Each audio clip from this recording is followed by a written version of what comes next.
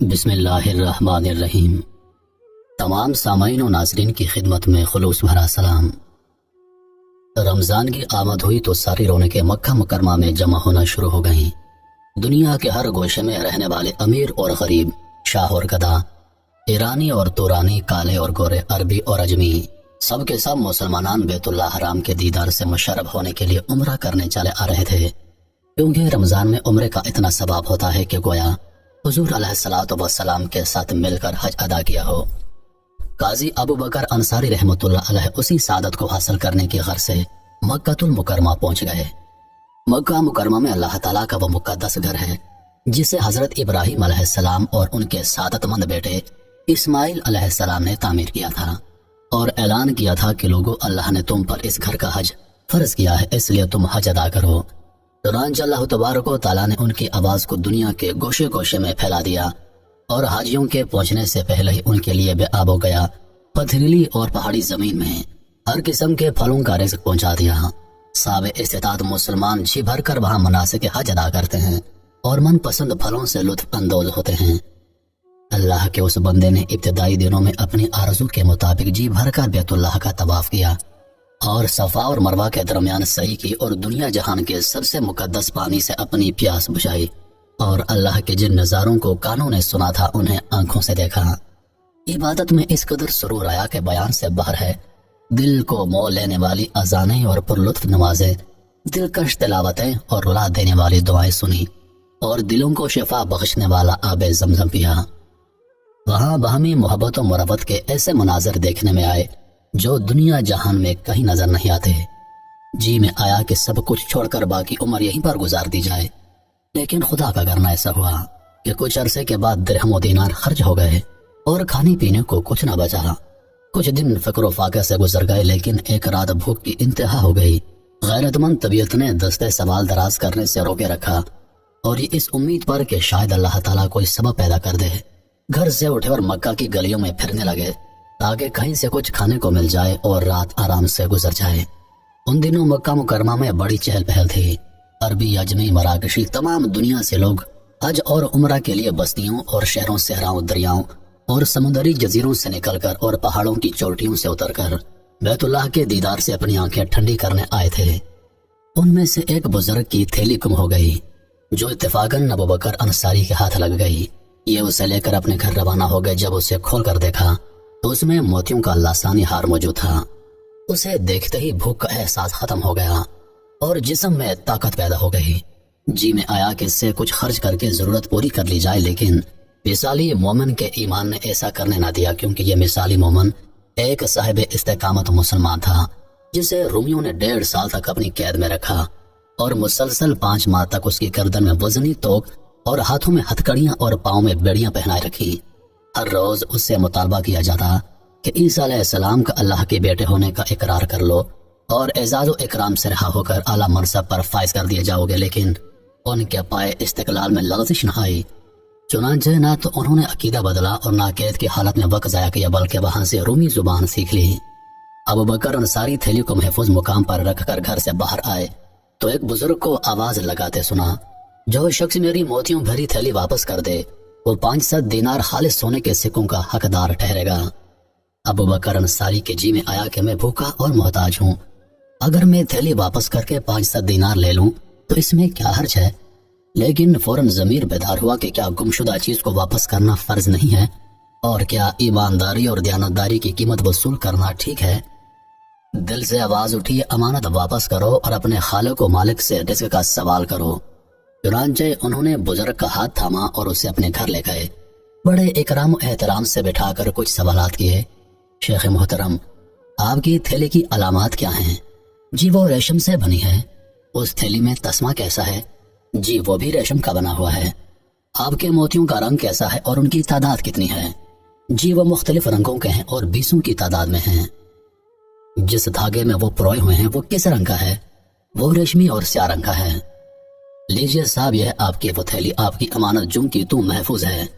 شیخ نے تمتماتے چہرے کے ساتھ تھیلی وصول کر لی اور موتی گننے لگا۔ جب تعداد پوری نکلی تو فرت مسرت سے جھوم اٹھا اور جزاک اللہ کہنے لگا۔ اسے شکریہ ادا کرنے کے لیے الفاظ نہیں مل رہے تھے۔